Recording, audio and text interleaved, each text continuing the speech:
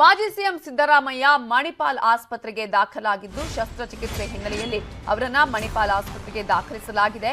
HAL ರಸ್ತೆಯಲ್ಲಿರುವ ಮಣಿಪಾಲ್ ಆಸ್ಪತ್ರೆಗೆ ಮಾಜಿ ಸಿಎಂ ವಿಪಕ್ಷ ನಾಯಕರಾಗಿರುವ ಸಿದ್ದರಾಮಯ್ಯ ಅವರು ದಾಖಲಾಗಿದ್ದು ಸಣ್ಣದೊಂದು ಸರ್ಜರಿಗಾಗಿ ಆಸ್ಪತ್ರೆಗೆ ದಾಖಲಾಗಿದ್ದಾರೆ. ಸಿದ್ದರಾಮಯ್ಯ ಅವರು ಇವತ್ತೇ ಶಸ್ತ್ರಚಿಕಿತ್ಸೆಯನ್ನ ನಡೆಸಿ ಸಂಜೆಯ ವೇಳೆಗೆ ಡಿಸ್ಚಾರ್ಜ್ ಮಾಡುವಂತಹ ಸಾಧ್ಯತೆ ಕೂಡ ಇದೆ.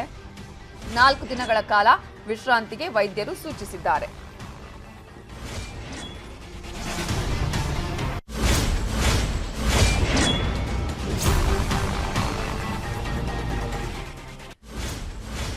ಸಣ್ಣದೊಂದು ಸರ್ಜರಿಗಾಗಿ ಮಾಜಿ ಸಿಎಂ ವಿಪಕ್ಷ ನಾಯಕರಾಗಿರುವ ಸಿದ್ದರಾಮಯ್ಯ ಅವರನ್ನ ಆಸ್ಪತ್ರೆಗೆ ದಾಖಲಿಸಲಾಗಿದೆ.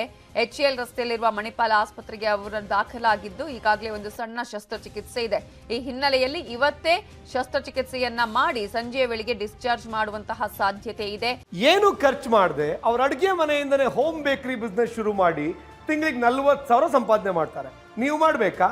ಫ್ರೀಡಮ್ ಆಪ್ ಅನ್ನ ಈಗಲೇ ಡೌನ್ಲೋಡ್ ಮಾಡಿ. 4 ದಿನಗಳ ಕಾಲ ವಿಶ್ರಾಂತಿಗೂ ಕೂಡ ವೈದ್ಯರು ಸೂಚನೆಯನ್ನ ಕೊಟ್ಟಿದ್ದಾರೆ. ಇದರ ಬಗ್ಗೆ ಇನ್ನಷ್ಟು ಡೀಟೇಲ್ಸ್ ಕೊಡೋದಕ್ಕೆ ನಮ್ಮ ರಿಪೋರ್ಟರ್ ಅನಿಲ್ ಬಾಸೂರ್ ನೇರ ಸಂಪರ್ಕದಲ್ಲಿದ್ದಾರೆ. ಅನಿಲ್ ಬಾಸೂರ್, ಯಾವ ಕಾರಣಕ್ಕಾಗಿ ಶಸ್ತ್ರಚಿಕಿತ್ಸೆ ಮೊದಲೇ ಏನಾದ್ರೂ ಹೇಳಲಾಗಿತ್ತಾ? ಡಾಕ್ಟರ್ ಏನಾದ್ರೂ ಹೇಳಿದ್ರಾ ಅಥವಾ ಇಮಿಡಿಯೇಟ್ ಆಗಿ ಏನಾದ್ರೂ ಪ್ರಾಬ್ಲಮ್ ಕಂಡು ಬಂದು ಶಸ್ತ್ರಚಿಕಿತ್ಸೆಯನ್ನ ಮಾಡೋದಕ್ಕೆ ಹೇಳಿದಾರ ಡಾಕ್ಟರ್?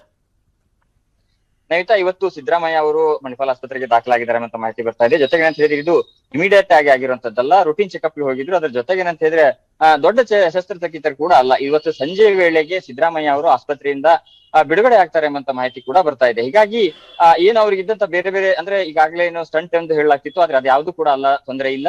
ಅವರು ಹೋಗ್ತಾ ಇರುವಂತದ್ದು ಸಣ್ಣ ಶಸ್ತ್ರಚಿಕಿತ್ಸೆಗೆ. ಹೀಗಾಗಿ ಸಂಜೆ ವೇಳೆಗೆ ಅವರು ಆಸ್ಪತ್ರೆಯಿಂದ ಡಿಸ್ಚಾರ್ಜ್ ಆಗ್ತಾರೆ. ಜೊತೆಗೆ ಏನಂತ ಹೇಳಿದ್ರೆ ಮುಂದಿನ 5 ದಿನಗಳ ಕಾಲ ಅವರು ಒಂದು ವಿಶ್ರಾಂತಿಯನ್ನು ಪಡೆಯೋದಕ್ಕೂ ಕೂಡ ವೈದ್ಯರು ಸೂಚಿಸಿದ್ದಾರೆ ಅಂತ ಮಾಹಿತಿ ಇದೆ. Navita. Okay, thank you Anil Basur. ಹಾಗೆ ಸಂಪರ್ಕದಲ್ಲಿರಿ.